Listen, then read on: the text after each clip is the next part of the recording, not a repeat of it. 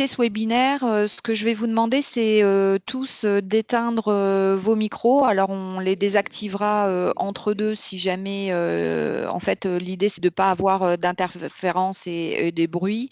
Et à la fin, on vous laissera un temps dédié aux questions pour vraiment, le but de ce webinaire, c'est vraiment de pouvoir répondre à toutes vos questions, de pouvoir vous guider sur l'espace Bayer et une fois que vous allez sortir de ce webinaire, de pouvoir être complètement à l'aise avec l'espace Bayer. Vous pouvez aussi, si vous le souhaitez, poser vos questions dans le fil de la conversation et on pourra également vous y répondre par la suite. Je ne sais pas si vous connaissez, mais on a une page locale dédiée pour les partenaires. Cette page locale, je vais vous la présenter. Elle est sur le CAF.fr. Et donc, pour le chemin d'accès, il faut bien, c'est vous géolocaliser ici sur la CAF 80 en mettant ici votre code postal 80 000 parce que finalement, la page locale, elle va être différente d'une CAF à l'autre. Et nous, on a décidé de pouvoir mettre cette page locale. D'autres CAF n'ont pas forcément mis la même chose. Donc, vous avez ici sur l'écran d'accueil, vous avez une partie sur le CAF.fr, sur la partie allocataire et une partie professionnelle. Sur la partie professionnelle, vous avez l'offre de service et ici, vous avez les partenaires locaux. Sur ces partenaires locaux, ce sont les pages que nous mettons à disposition de nos partenaires. Donc ici, vous avez un espace qui est dédié aux bailleurs et sur cet espace, en fait, c'est vraiment pour vous donner de l'information. Hein. C'est vraiment, nous, on considère que c'est vraiment une collaboration entre bailleurs et CAF et qu'on a tous à y gagner. Vous, vous avez à y gagner, mais nous aussi, on a à y gagner de travailler ensemble et en bonne collaboration. Donc, on vous présente sur cette page, bien évidemment, l'offre bailleur. On va d'ailleurs le présenter là. On vous fait aussi un petit tutoriel justement pour la déclaration des loyers. Donc, vous allez voir que l'espace bailleur, c'est pas que la déclaration des loyers. Donc, là-dessus, sur ce tutoriel, vous allez vraiment pouvoir aussi vous en servir pour faire toutes les échanges finalement avec la CAF par rapport à vos locataires. Ensuite, on vous met une adresse mail ici que vous connaissez peut-être déjà, c'est l'espace Bailleur pour vous accompagner au quotidien lorsque vous avez une question ou une difficulté pour vous connecter à l'espace Bailleur. Et ensuite, il y a tout un tas de foires aux questions, pareil, hein, sur l'espace Bailleur ou sur toute chose qui vous permet vraiment d'être autonome et de pouvoir déjà vous débloquer dans certains cas. On vous donne aussi de l'information sur votre logement, sur votre locataire et sur la CAF et vous. Lorsque, par exemple, le locataire quitte son logement, lorsque il y a, par exemple, une situation d'impayé de loyer, c'est vrai que ça, c'est quelque chose qu'on a souvent en question. Par rapport aussi à la norme de décence. Donc, vous avez tout un tas d'ascenseurs et de foires aux questions qui peuvent vraiment vous aider. Ici, vous avez un guide du bailleur. Ça, c'est un guide qui vous permet aussi de voir finalement quand on est bailleur, on a des droits, mais on a aussi des obligations. Le locataire a aussi des droits et des obligations et des devoirs. Et à ce moment-là, sur ce guide, vous pouvez retrouver aussi toutes ces informations. Et puis, on vous a mis aussi les contacts avec des partenaires qui peuvent vous aider au quotidien, notamment si vous avez une difficulté avec votre locataire ou si vous avez une question juridique précise. À ce moment-là, on vous a renvoyé sur le site de la DIL. Pareil, si jamais vous avez des informations ou si votre locataire vous demande par rapport à une caution, vous savez que vous avez aussi le site d'Action Logement où vous pouvez avoir des informations et des liens aussi pour vous aider. Donc voilà cette page locale qui peut vraiment être très intéressante pour vous au quotidien. Alors, l'espace Bailleur et pourquoi utiliser la télédéclaration? Donc, c'est vrai que nous, chaque année, on fait la promotion de cet espace Bailleur. Cet espace Bailleur va vous servir tout au long de l'année. Il y a plusieurs avantages.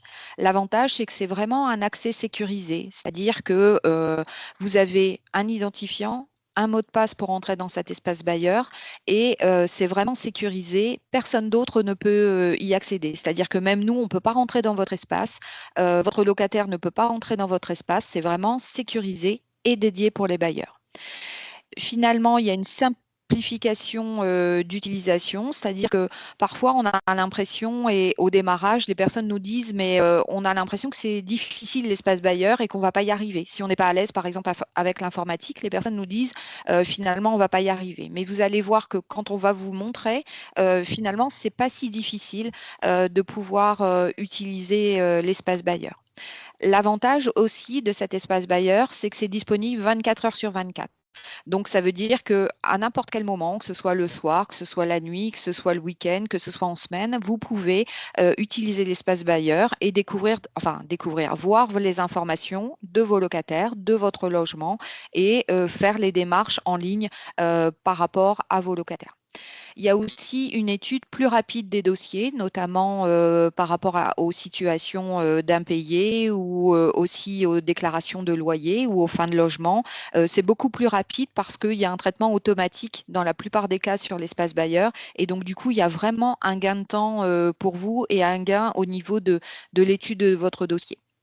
Ce qu'on met en avant aussi, c'est qu'il n'y a plus d'indus. Parfois, lorsque vous déclarez ou lorsque votre locataire déclare tardivement une fin de location, il arrive que on se retourne vers vous pour vous dire, ben, vous avez perçu la location logement alors que votre locataire est parti, et à ce moment-là, on vous réclame la location logement. Donc, il faut vraiment utiliser ça pour que ce soit beaucoup plus rapide. Ce que vous avez également, c'est, donc comme je le disais, un gain de temps, un suivi aussi des démarches qui sont réalisées. Dès l'instant où vous allez suivre une démarche, vous vous rappelez plus si vous avez déclaré cette démarche, et à ce moment-là, vous allez pouvoir avoir un suivi des démarches qui sont réalisées. Il n'y a pas de risque aussi de rupture de droit des aides au logement. Dès l'instant, et c'est pour ça qu'on incite à déclarer tout de suite les quittances de loyer, parce que ça évite aussi les risques de rupture de paiement de la location logement. Et qui dit éviter les risques de rupture de paiement, ça permet aussi le plus souvent aux locataires de pouvoir payer son loyer. Donc ça, c'est important aussi. Et puis, ben, ça évite aussi l'affranchissement, parce que de plus en plus, hein, l'affranchissement, ça a un coût supplémentaire. Chaque année, ça a un surcoût. Et à ce moment-là, ben, vous avez automatiquement pas d'affranchissement. Et puis, au niveau des délais, c'est aussi, comme je le disais, plus rapide, parce que lorsque vous l'envoyez par la poste, ben maintenant, les délais postaux, c'est au moins 7 jours d'envoi des délais. Donc, du coup, nous, quand vous nous l'envoyez par l'espace bailleur, dès le lendemain, en fait, on l'a tout de suite. Autre chose aussi, c'est que parfois les bailleurs nous disent ah, mais moi je vais déposer directement ma quittance de loyer ou mon information directement dans la boîte aux lettres. Ce qu'il faut savoir, c'est que même si vous déposez vos documents dans la boîte aux lettres sur Amiens, nous, le courrier est numérisé à la Cave du Nord. Donc, ça veut dire que le courrier que vous déposez dans la boîte aux lettres au niveau de la Cave de la Somme, à ce moment-là, on le récupère et on va l'envoyer à la Cave du Nord pour qu'il soit numérisé. Donc là, pareil, il y a toujours quelques petits délais au niveau des jours pour que ce soit numérisé. Donc, c'est vraiment, il y a vraiment des avantages à utiliser cette offre bailleur. Qu'est-ce que vous pouvez faire sur l'offre bailleur? Bien évidemment, chaque année, on revient vers vous pour que vous puissiez déclarer des loyers. Donc ça permet vraiment de déclarer rapidement les loyers. Mais il n'y a pas que ça sur l'offre bailleur. On va vous le montrer tout à l'heure. C'est aussi le départ du logement, le déménagement de la personne. Donc, vous le déclarez tout de suite et on arrête tout de suite la location logement. C'est aussi l'impayé de loyer. Et donc, du coup, ça veut dire que si on déclare l'impayé de loyer par ce biais-là, nous, on peut mettre en place tout de suite la procédure pour essayer de résorber rapidement cet impayé de loyer. La vente de votre logement aussi. Parfois, vous vendez votre logement à quelqu'un d'autre et donc, du coup, le fait de nous le déclarer comme ça permet, nous, rapidement aussi de prendre contact avec le nouveau acquéreur du logement. Et puis, lorsque vous souhaitez demander aussi les versements directs, ça permet aussi d'avoir très rapidement, de mettre en place pour nous le versement direct. Pareil, si jamais vous changez de coordonnées de contact, que ce soit votre adresse mail, que ce soit votre numéro de téléphone ou que ce soit vos coordonnées bancaires ou votre adresse, à ce moment-là, vous pouvez aussi indiquer ces informations sur l'espace Bayer et tout de suite, on a ces informations à jour. Ça me permet aussi de vous dire que c'est vrai que parfois, on change ou d'adresse mail ou plus souvent de numéro de téléphone portable et on ne pense pas forcément à déclarer ces changements à la CAF. Donc, c'est vrai que pour nous, c'est important aussi de déclarer ces changements à la CAF. Donc, voilà, il faut vraiment y penser et avoir également ce réflexe. Et l'espace Bayer vous permet en tout cas, en toute sécurité, de pouvoir changer ces informations. Comment se connecter sur l'espace Bayer? Donc, comme je vous l'ai dit, on va sur le www.caf.fr et surtout, on se géolocalise. On va mettre 80 000 ou 80, son département, et on va le valider, ce qui permet d'avoir accès, comme je vous l'ai dit tout à l'heure, aux informations des pages locales. Ensuite, pour avoir la partie espace Bayer, vous allez ici sur l'encoche professionnelle, puisque un bailleur est un professionnel, et donc du coup, vous allez avoir toutes les informations ici. Ensuite, ici, sur la droite, vous avez l'accès à mon compte partenaire. Et c'est à partir de ce petit lien-là que vous allez pouvoir accéder à l'espace Bayer. Je vais laisser maintenant la parole à Romain qui va reprendre le partage pour pouvoir vous présenter l'espace Bayer proprement dit. Voilà. Donc, une fois que vous avez cliqué sur mon compte partenaire, vous vous retrouvez sur cette page-ci. Et un très bon indicateur, c'est que le bandeau devient vert au lieu d'être violet comme précédemment. Là, vous aurez, pour rentrer votre identifiant, je vais vous montrer sur la vraie page, ça sera peut-être plus visible pour vous. Donc ici, vous rentrez votre identifiant. Si on vous l'a déjà transmis et qu'on vous a également transmis votre mot de passe, il commencera toujours par soit log, L-O-G, soit PBA, un des deux. À ne pas confondre avec le numéro utilisateur qui lui commence par 801. Ensuite, si vous avez eu votre mot de passe par mail ou par courrier, vous pouvez le rentrer ici. Et quand vous vous connecterez, vu que ce sera votre première connexion, potentiellement, ça vous demandera de choisir un nouveau mot de passe, avec des conditions à remplir, au moins un chiffre, une minuscule, une majuscule et un caractère spécial. Si vous n'avez pas de mot de passe, mais que vous avez reçu votre identifiant, vous pouvez faire un mot de passe oublié, ici, juste là. Auquel cas, il faudra renseigner l'adresse mail qui est rattachée à votre espace et recopier le site ici, le captcha ici, que vous retrouvez là. S'il n'est pas suffisamment lisible, vous pouvez en changer tout simplement. Voilà. Je vais revenir sur la diapo. Voilà, ce sera mieux pour tout le monde en plein écran. Donc, diaporama suivante, quand vous avez réussi à vous connecter. Vous arrivez sur cette page. Normalement, ça vous demande mon profil ou espace Bayer. Donc, il y a l'espace Bayer qui se trouvera ici, ou également sur la gauche, dans l'onglet déroulant. Donc, vous cliquez sur espace Bayer. Si vous êtes dans le cas où vous possédez plusieurs SCI ou plusieurs parcs de logements différents, vous aurez une sélection ici pour sélectionner le parc de logement qui vous intéresse, pour effectuer les déclarations. Ce qui vous emmènera ensuite sur cette page. Donc là, vous retrouvez vos informations. Donc l'adresse mail associée à votre espace, le numéro de téléphone si vous l'avez renseigné, numéro d'utilisateur, ceux qui commencent par 801 dont j'ai parlé tout à l'heure. C'est surtout pour nous, pour vous identifier. Et bien sûr, votre adresse. Nous, ce qui va nous intéresser principalement, c'est cet encart-là, consulter et déclarer avec le bouton accéder. C'est grâce à ça qu'on va pouvoir accéder aux fiches de vos locataires. Donc, vous aurez cette page-là après avoir cliqué sur le bouton accéder de l'encart précédent. Vous aurez juste à sélectionner chaque locataire pour qui vous voulez effectuer une déclaration. Et vous arriverez sur cette page-ci. Là, du coup, pour chaque locataire, vous aurez son nom qui s'affiche tout en haut. Les dernières informations connues, donc celle de son logement, le dernier loyer déclaré l'année précédente, l'adresse et son numéro de matricule. Le bouton déclaration de loyer il sera coché par défaut. Il n'y a pas besoin de cliquer dessus. En revanche, vous pouvez cliquer également sur déclaration d'un impayé s'il y a au moins eu 2 mois d'impayé révolus.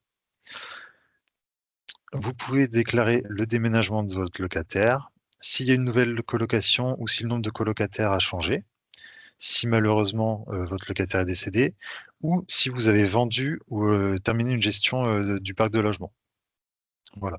Ensuite, une fois que vous avez sélectionné tout ce que vous avez à faire sur le profil de votre locataire, vous cliquez sur le bouton déclarer. Et là, je donne la main à ma collègue. Je vais reprendre la main, du coup, je vous partage mon diaporama. Surtout, si je vais trop vite, vous me le dites. Alors,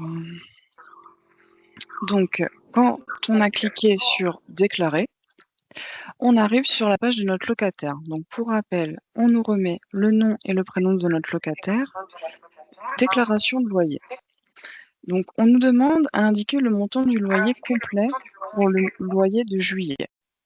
On voit, ça nous dit le dernier loyer connu à l'année dernière. Comme ça, on peut avoir une référence si jamais on n'est plus sûr de nous et de savoir surtout l'année dernière ce qu'on a pu saisir. Donc là, dans l'encart en rouge, on va pouvoir mettre le montant total du loyer. Donc là, c'est indiqué hors charge. Si c'est toute charge comprise, si votre logement est meublé, il faut bien faire attention à ce qui est indiqué. Et on est toujours sur le 1er juillet 2025. À bien faire attention si jamais il est indiqué hors charge, mais que vous, en fait, c'est un loyer qui est toute charge comprise. À ce moment-là, vous allez pouvoir nous le signaler justement. Donc, on va pouvoir remplir notre loyer et appuyer sur continuer. À ce moment-là, ça nous dit qu'on va pouvoir faire la démarche en 3 étapes. Donc, on peut saisir notre loyer, appuyer sur continuer. Et là, on arrive sur une page récapitulative qui nous demande si on est bien sûr de ce qu'on souhaite saisir, le récapitulatif du montant total du loyer charges comprises, voilà, qui a été déclaré, et on appuie sur valider. Arrivé là, on a un accusé de réception qui arrive automatiquement sur notre boîte de réception, notre boîte mail. On peut la télécharger et l'imprimer à votre souhait pour pouvoir l'avoir avec vous. Et enfin, vous pouvez continuer, ce qui permet de passer au locataire suivant, parce que là, on a fait la démarche pour notre locataire qui s'appelait de façon anonyme. Si vous avez plusieurs locataires, quand vous appuyez sur continuer, on refait la même démarche qu'avant. On a le récapitulatif de notre locataire. Une chose que je n'ai pas précisée d'ailleurs, quand on arrive sur notre locataire, si mon collègue l'a pu le dire. Non, non, non, mais c'est tout pour moi, mes excuses. Voilà, donc du coup, exactement, continuer pour passer au locataire suivant, sinon quitter si la démarche elle est finie. Voilà, donc on a fini la présentation vraiment pour la télédéclaration de loyer et la plateforme. Donc là, on vous invite à poser vos questions, surtout en cas de besoin. Donc, vous avez notre adresse mail qui est indiquée, espacebailleur@caf80.caf.fr. Justement, comme j'ai pu vous l'expliquer, si vous voyez que c'est marqué hors charge alors que c'est charge comprise, si vous avez vu que c'était une colocation alors que non, vous pouvez nous écrire. D'ailleurs, ce que j'ai oublié de vous indiquer également, quand ça vous demande de déclarer le montant total du loyer, quand il s'agit d'une colocation, vous aurez un premier encart marqué montant total de la part payée par le locataire et en dessous, remettre le montant total de toute la colocation. Donc si on est sur si on est sur une colocation à 500 € et qu'il y a 2 personnes, on pourra cocher indiquer 250 € et en dessous le montant total 500 €. Voilà, je suis retournée sur ça. Mais du coup, voilà, pour toute information, on a notre adresse mail dédiée. Vous pouvez aussi nous écrire via votre espace bailleur directement et vous avez nos lignes directes pour Romain et moi en cas de besoin. Voilà, je pense que je peux laisser la main s'il y a des questions ou pas. Voilà.